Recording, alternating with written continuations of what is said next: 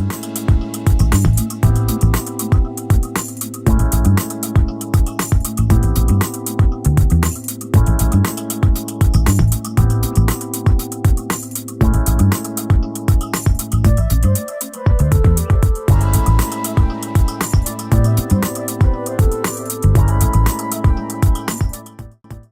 welcome to Oasis Woman. My name is Kenan Cooley, and we're here today with Lyn Twyman. She is the CEO and Executive Director of L.A.S.E.R.S, which is a domestic prevention organization. So Lyn, tell me a little bit about what L.A.S.E.R stands for, the acronym. L.A.S.E.R stands for Leaving Abuse, Supporting Everyone, Restoring Survivors, and our motto is targeting domestic violence holistically. We develop domestic violence prevention programs such as workshops, panels, support groups, in an effort to help the community understand more the seriousness of domestic violence, but also how it can be prevented and how folks can have healthier relationships. Why did you see the need for creating the program? First of all, I'm a survivor of domestic violence, and for several years I suffered in silence. My father was psychologically abusive, and my first relationship ever was not only psychologically abusive, but physically abusive as well. So after years of healing, and back in 2009, I began advocating for domestic violence prevention. Over the years, I decided that it was time to have a program that addressed not only the women victims in this issue, but also the men victims and the child victims. And why is that? After taking time to better understand why my father was abusive, because that's where the abuse started in my life, I discovered that he was a victim of child abuse as well. And so the cycle continued, and the cycle of abuse in my family is generational. So I decided to create L.A.S.E.R.S in an effort to address the issue and also to bring in men into the conversation. Not only men who are victims, but men who are abusers as well, and help them to understand that there is help, there is hope, and there is healing as well for this issue. So you spoke about your father actually having those issues. Tell me a little bit more about how that plays into what he did to you and how that played into, the whole situation with your father and your family. Well, my father, as I mentioned, was psychologically abusive to my mother and myself.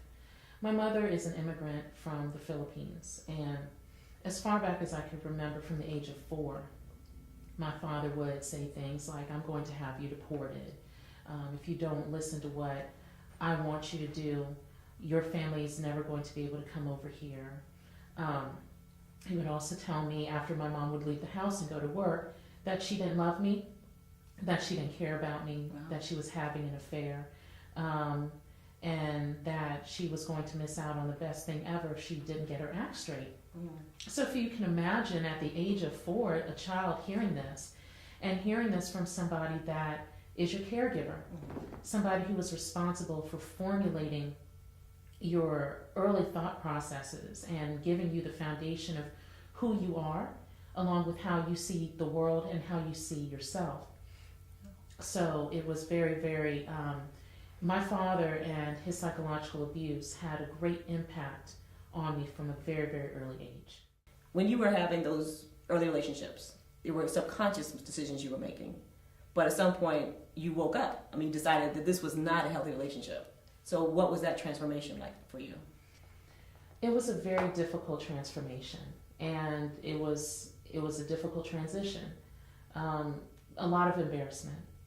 First of all, I was the student in school that always made good grades and among the top of her class.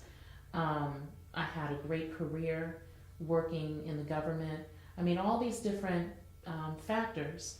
And it was embarrassing to think that after I realized what I had gotten involved in, the type of person I had gotten involved in, and what I had allowed myself to be succumbed to, it became more of, gosh, how do I get out of this relationship and not let anybody know what I'm going through?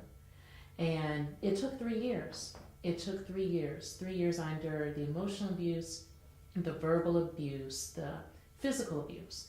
Never before had I been hit, punched, slapped, pushed against walls, until I got in this relationship.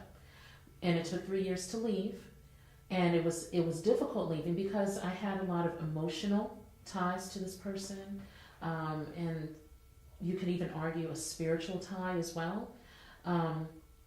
And the thought of, what do I do after leaving this relationship? This is the only person that I've ever known.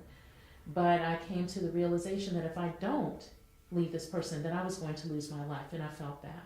There were times when he had gotten so angry, so jealous, so upset that he would open the car door as we were driving down the road, down the highway at 70 miles per hour, and would threaten to jump. There were other times when I would be driving and he would take the steering wheel from me and threaten to crash the vehicle. Even at one point, he had taken the driver's stick and almost destroyed all the gears in my vehicle, trying to make the vehicle come to an abrupt stop. So it was a lot of different circumstances that I knew if I did not break free from this relationship, that I was going to end up losing my life or potentially killing him. It got to the point that I really didn't even value him as a person. So let's take a minute and stop and dissect what you were going through a little bit, because I think sometimes people who are on the outside can't understand why people who have gone through it don't just leave right away. The first hit, the first abusive action, anything that's demeaning. Why do you think that? I mean, we talked about the fact that you came from that, but still, because first of all, sometimes people understand why, if you came from that, why you would even go into it. So that's one part. Then the other part is, if you're in it, why do you not leave the minute it starts?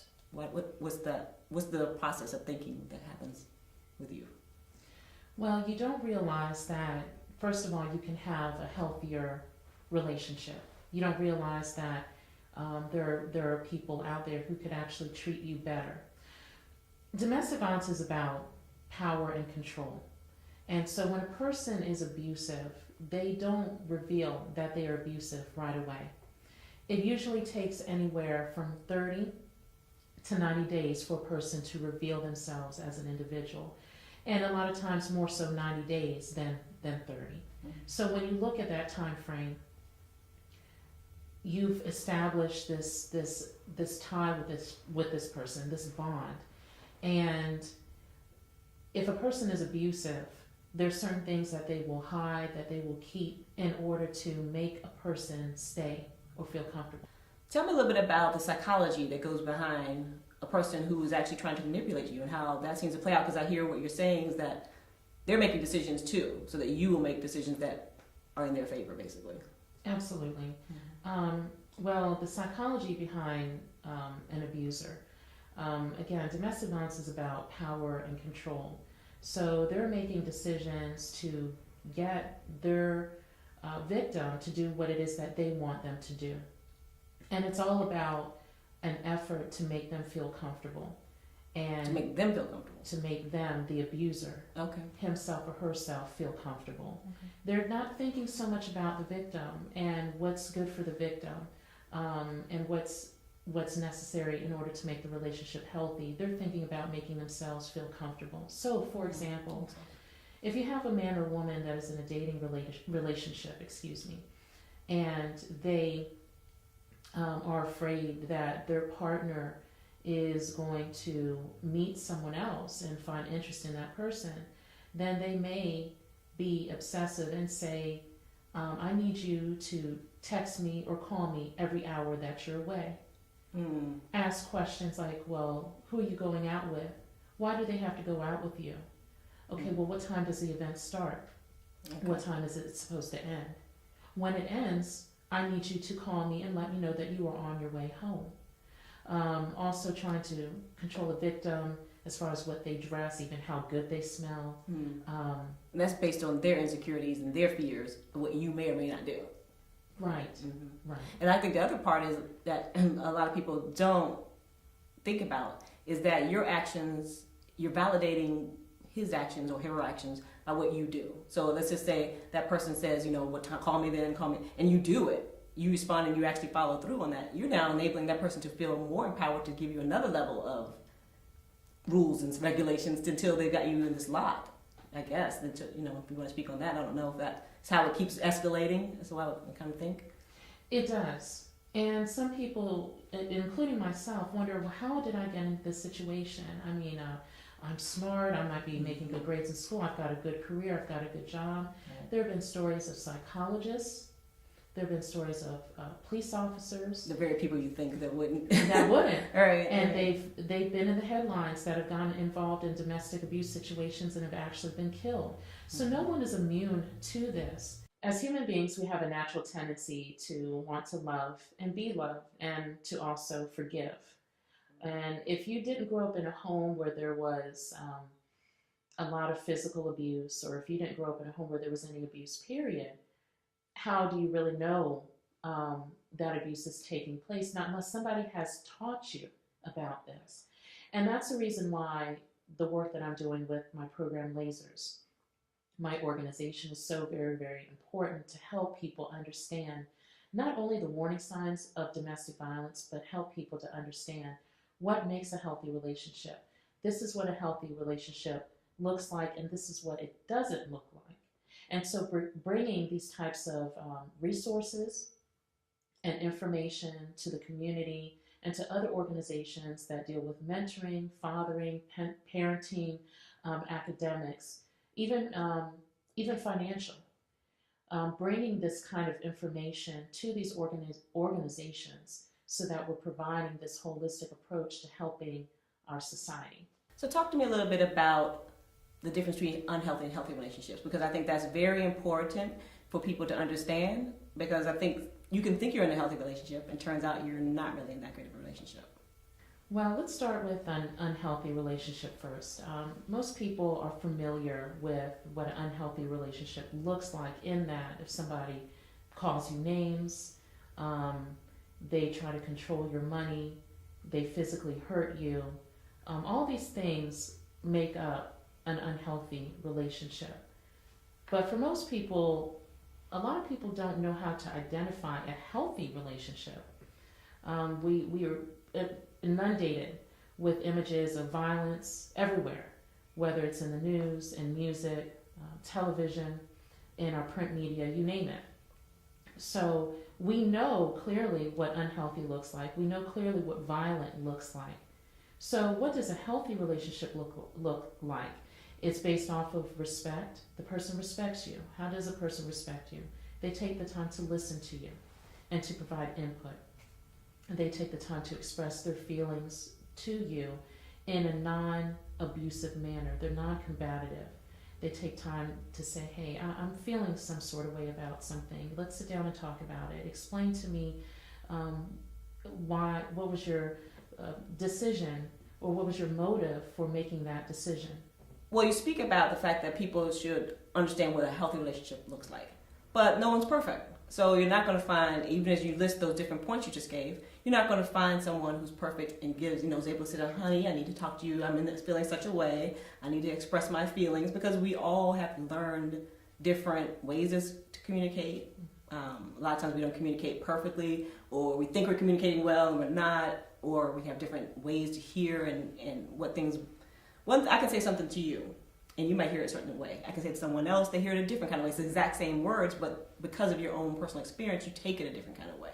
So I know we had talked earlier about triggers. There's certain things that trigger people in communication. So my question really is, since there is no one that's perfect, and because you may be coming from, like in your case, an abusive relationship, so all you knew was that, how do you help someone, or how does someone even begin to help themselves to know to go get help? To say, you know what, I'm so used to somebody talking to me this kind of way that I didn't even know that that was incorrect. It might not be violent, it might not be, there's subtleties. Sometimes abuse is subtle, it's not already so blatant.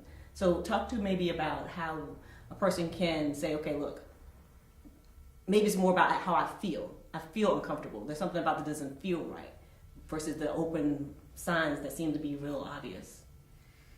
Well, therapy is a very, very good way to start working out those types of feelings, those emotions. And when I talk about therapy, I went through therapy. My first relationship, as I mentioned before, was physically, emotionally, verbally abusive. but something had to make you decide to go to therapy. You didn't just wake up one day and say therapy. Something made you say, you know what, this is not right. I need to do something. What was that? Absolutely. Well, and that was actually the loss of my first child. Oh, wow. Okay. When I was in my early 20s, I'd gotten pregnant, and I put a lot of hopes and desires into this little girl. But when I was 20 weeks pregnant, I actually lost her during the pregnancy. And so that opened up a floodgate of emotions that I had never experienced before. I never lost anybody close to me. Because I come from a very small family. That's number one. So we didn't have a lot of death in my family. And abuse victims experience trauma. They've experienced trauma. And that trauma produces triggers. There are certain things that will happen in a person's life that will remind them of something traumatic, especially if they've been through violence, they've been through abuse. In my case, I lost my daughter. And that's how it be a wake-up call a little bit? And to your emotions? Yes. That was a wake-up call because I had lost so many things in my life previous. I had lost the relationship with my parents. My parents had divorced when I was 10 as a result of the psychological abuse. I had lost family. I had lost friends having those relationships because growing up in a home with abuse, we were isolated from family and from friends for years. I'm not talking about just short periods of time.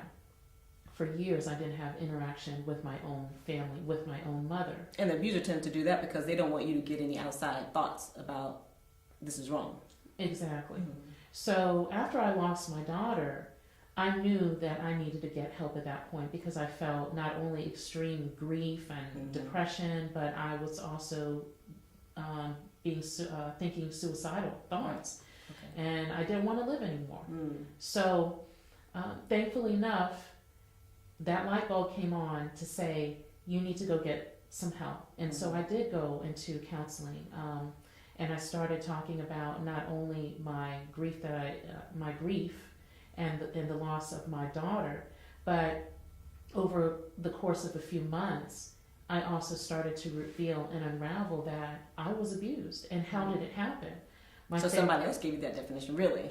Someone else, your therapist, gave you the open definition of what you've gone through is actually abuse. It wasn't okay.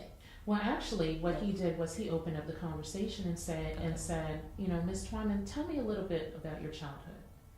And so that was the key question that unlocked the door. Rolling. So there are a lot of factors that play into why people abuse, why people allow abuse, and why people stay. What would you say are some major things that people can do, whether small steps or large steps, if they can't change the situation by staying? And a lot of times, as you alluded to earlier, there's so much outward violence, you might even have a fear of leaving because maybe they'll threaten your child being hurt, or your family being hurt, or you being hurt. So there are a lot of reasons that people just don't even make those decisions. What can you say that you would do, or as an organization for Lasers, that you would do to help someone to get out? And what would you advise? Well, first of all, we have to remember that the victim does have choices. And we have to be open to allowing the victim to make choices. And why is that? Because for so long, the victim has had the ability to make choices taken away from them by the abuser. And we have to remember that domestic violence is about power and control. So over time, the victim actually loses their ability to make their own choices. So that's number one. As an organization, Lasers focuses on domestic violence prevention education. When we work with victims, we refer them to community organizations that are capable of providing that direct service to them, whether it's counseling, whether it's financial assistance, whether it's housing assistance, and first and foremost, safety planning. Safety planning is big. It's difficult for a victim to leave a relationship with abuse, whether it's an intimate partner relationship, whether it is a family relationship, or even a dating relationship. It's difficult for victims to leave. And so victims need to work step by step. Start with things that are or easier tasks and work their way up until they are able to safely leave the relationship with abuse. So what are some suggestions? For example, a lot of victims have concern about what is going to happen to their children. So maybe the first step is for the victim to gain financial independence and stability once again. And so a domestic violence organization can help the victim create a plan in order to gain financial independence if having financial independence before was an area of difficulty. So that's just one example. L.A.S.E.R.S does help victims do that, and then on a more permanent basis, the domestic violence organizations in the communities will work with the victim that we refer them to get to the next level and to complete those next steps. One of the things that probably most people don't think about, because you're so busy being angry at the abuser, is that you realize that they need help as much as the person being abused. So do you want to talk a little bit about how those things can help both people and maybe even save a relationship? Victims and abusers have some things in common, things that they all need, that they both need. They need counseling, resources, and accountability. So let's break it down a little bit. In terms of counseling, victims need counseling for the abuse that they've experienced, and abusers need counseling for the abuse that they commit on their victim or victims.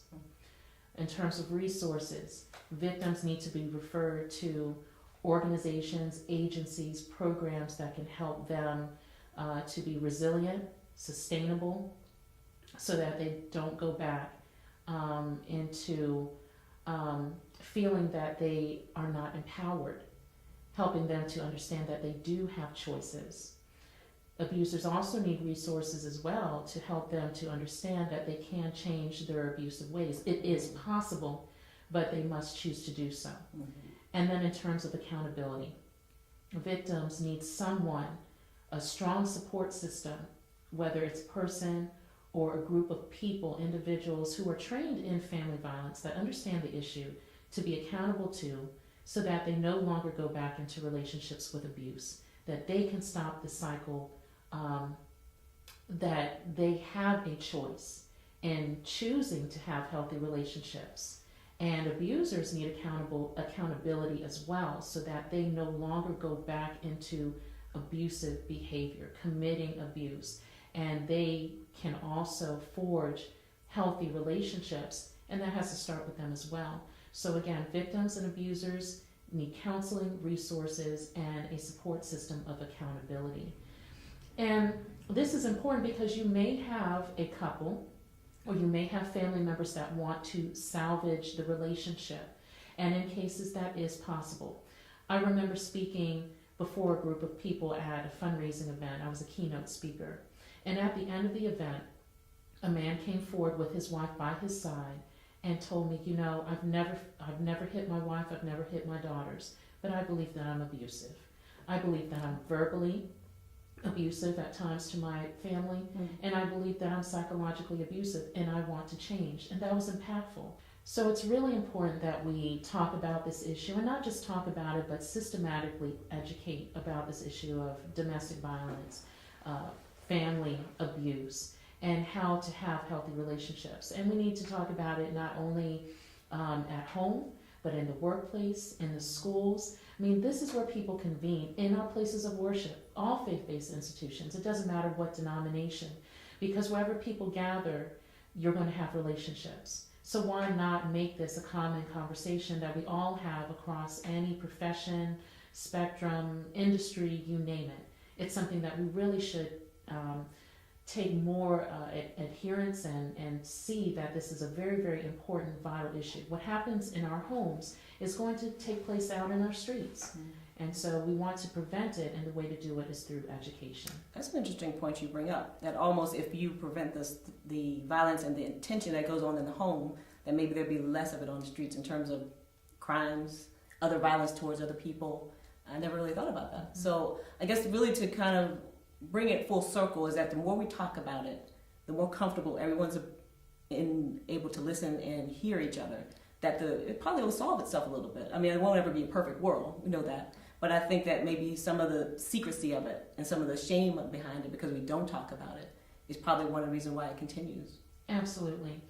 We educate about drug prevention, we educate about safe sex, we educate about HIV/AIDS, about cancer awareness, and we've done this consistently and actually very well in this country for years now, that we've become effective at driving home these different issues. Animal abuse, for example, everybody knows that animal abuse is wrong. But when it comes to the issue of domestic violence, somehow there's still a lot of confusion embedded in this. We don't really know how to talk about it. And so as an organization, L.A.S.E.R.S has chosen to take the approach of not only talking about the warning signs, and of course what is domestic violence. It's any series of abusive and or coercive behaviors in a domestic relationship. A domestic relationship could be an intimate partner, dating relationship, spousal relationship, or relationships between family members, siblings, parents and children, or even with family friends, close family friends as well.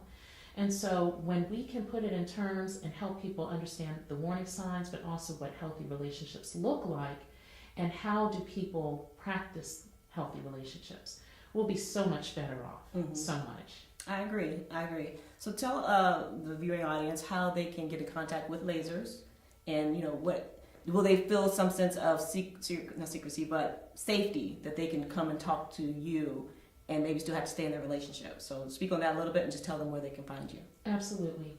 Well, L.A.S.E.R.S has a website, and it's www.wearelassers.org. That's spelled WEARELASERS.org. Okay. There's an email, there's a telephone number, and if anybody needs assistance, if they feel that they're in a relationship with abuse, whether they are a victim or they feel that they are the abuser, or if they feel that they know someone who might be in a relationship with abuse, you can feel free to call, to email, and we will definitely talk with you and then refer you to an organization that can help provide that hands-on, one-on-one assistance that you need in order to get to the next step. And there's also the National Domestic Violence Hotline as well. And every state also has a domestic violence coalition with a list of resources that are based in local communities that assist with domestic violence. And a lot of the organizations, let's say for example, you are experiencing sexual assault in the home. These organizations are equipped to help you. Because domestic violence is not just physical battering, it could be sexual assault, again, emotional, verbal, psychological, financial as well. Okay, and I'm sure when someone contacts you, they can kind of decipher what place they are in their relationship with someone else and what kind of help they need.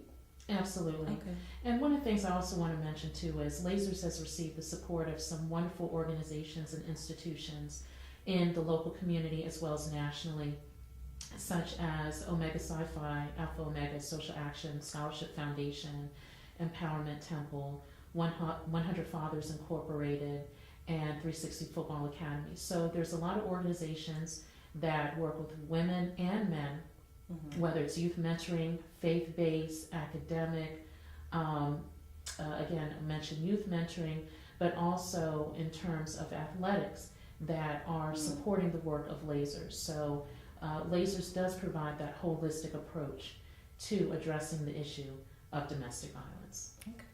Well, thank you so much for coming. I really appreciate it. I've been enlightened and learned a lot of the nuances about domestic violence. I think news kind of defines it for us sometimes, and there's so many more details about it. So I appreciate you coming and helping us to get a better understanding on that. Thank you for tuning in to Oasis Woman. If you think you are in an abusive relationship or you think you know someone who is, please take time to call L.A.S.E.R.S or the National Domestic Violence Hotline and get some help. If you think you're in immediate danger, dial 911.